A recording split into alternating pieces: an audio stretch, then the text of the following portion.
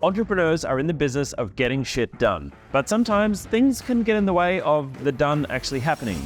In this video, I want to share some of my thoughts on procrastination, where it comes from, and what you can do about it from an entrepreneur who started from zero and built a multiple $10 million a year business. In this video, I've got 6 tips for you on managing procrastination. First up, we're going to talk about doing the hard things first, and where better place to start. Now, Mark Twain once said that if you woke up and had to eat a frog every day as the first thing, well, the rest of your tasks for the day would get a lot easier. Now, eating the frog means when you wake up and you get to your work or you get started on your business for the day, you work on the most challenging task first, or the task that you're most likely to procrastinate on. And the reason for that is because if you spend all day doing the easy tasks and leave the hard tasks till later in the day, well, you're less and less likely to actually get them done. So right now, stop and think about the task that you least want to do right now. It's probably the one that's in the back of your mind that you're pushing off. That's the task that you should be focusing on in the morning every day. And remember that there's actually an upside to doing this. Just like a cold immersion or an ice bath, once you get done doing something hard, you actually get a dopamine reward. And that gives you momentum to get through the rest of the day. Let's talk about motivation, and that's knowing where you're going. It's really important for you to know exactly what your goals are so that when times get tough, you're able to still push through. Most goals that entrepreneurs set are either too small or wildly optimistic. You probably aren't going to be that excited by a 20% growth increase goal for the year. And if your goal is to become a billionaire, well, that's probably a little optimistic. Most people will be able to achieve that in a lifetime, but that can take decades and decades of work. So what's a better way to set goals? Well, my ideal goal horizon is around about 10 years from now. It's close enough that it does still feel achievable if you put the work in, but it's not too far away that it feels like something that's completely unachievable. Now, good goals to think about would be, what does your lifestyle look like?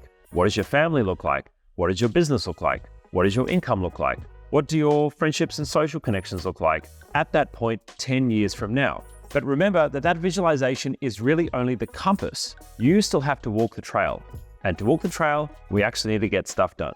Speaking of walking the trail, let's talk about discipline. Now, one challenge that entrepreneurs need to face when they go from idea to actual execution is that what got you here won't get you where you want to go.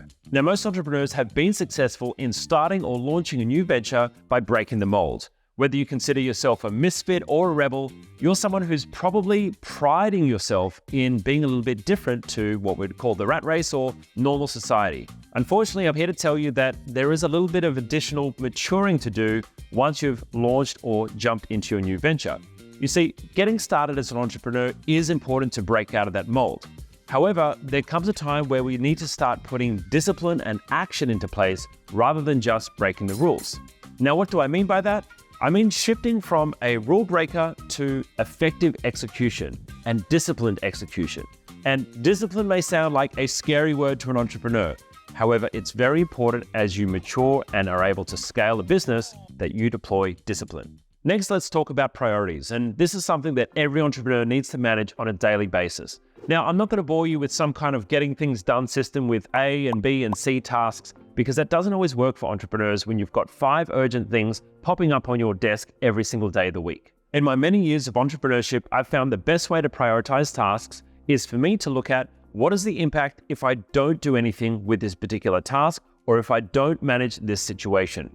The way that I heard this articulated best was one of the co-founders of LinkedIn who said, know which fires you can let burn. Every day you're going to go to sleep and there's still going to be 100 things on your to-do list. And it's important for you to know what things can be done tomorrow, what things must be done today, and what things maybe just need to peter out until they're not there anymore. As an entrepreneur who wants to be highly effective, it's critical that you, unfortunately, upset that customer from time to time, or you don't return that phone call, or maybe you just don't get back to that email. It's okay for these things to happen, and remember that you're never going to get to the bottom of your to-do list. It's just not going to be achievable.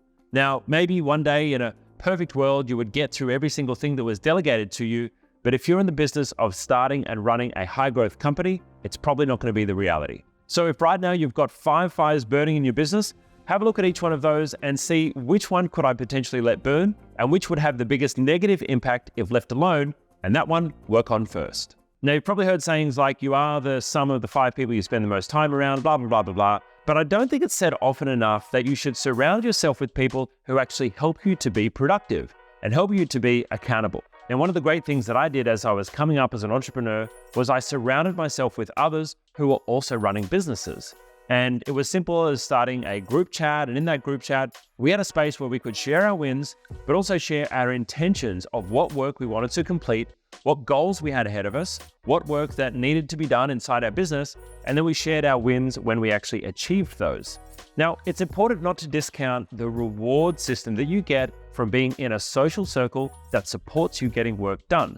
When you share a win with them and they congratulate that win, that gives you the social recognition to actually want to go and chase more of those wins. Because when you get those rewards of social recognition, you want to do more of that again.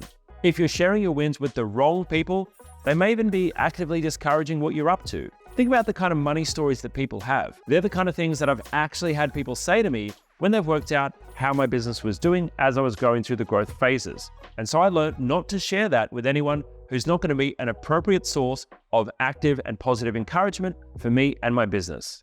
My final tip is about eliminating distractions. And I left this one till last because I'm going to mention your mobile phone and I don't want you to reach for it right now. Resist.